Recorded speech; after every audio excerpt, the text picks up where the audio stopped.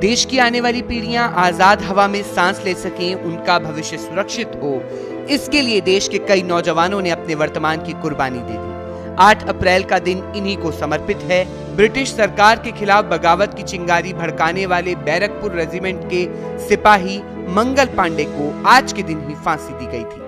साल 1857 के संग्राम में मंगल पांडे और उनके साथियों की बगावत का अहम रोल था। उन्हें अंग्रेजी अफसरों पर गोली चलाने, हमला करने और हत्या करने का दोषी ठहराया गया था।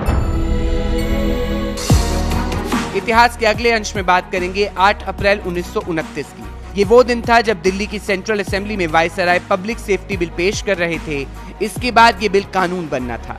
जैसे ही बिल प्रस्तुत किया गया, सदन में एक जोरदार धमाका हुआ।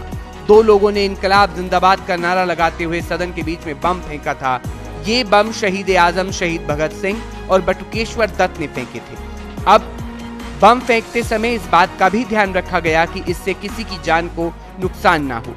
जैसे ही बम फटा, जोर की आवाज सुनाई दी और असेंबली हॉल में अंधेरा छा गया। पूरे भवन में अफरा तफरी मच गई।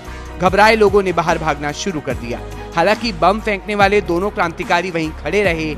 इनकलाब जिंदाबाद के नारे लगाते हुए उन्होंने कुछ पर्चे भी सदन में फेंके। इसमें लिखा था, बहरे कानों को सुनाने के लिए धमाकों की जरूरत पड़ती है। दोनों ने खुद को पुलिस के हवाले कर दिया।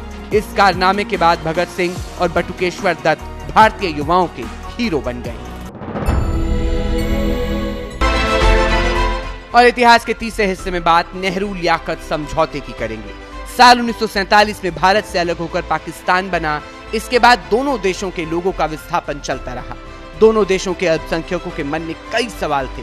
अल्पसंख्यकों के अधिकारों को सुरक्षित करने और भविष्य में होने वाले युद्ध की आशंका को खत्म करने के लिए साल 1950 में आज के ही दिन भारत पाकिस्तान के बीच एक समझौता हुआ, जिसे नेहरू लियाकत समझौता या कहें कि दिल्ली पैक्ट के नाम से जाना जाता है।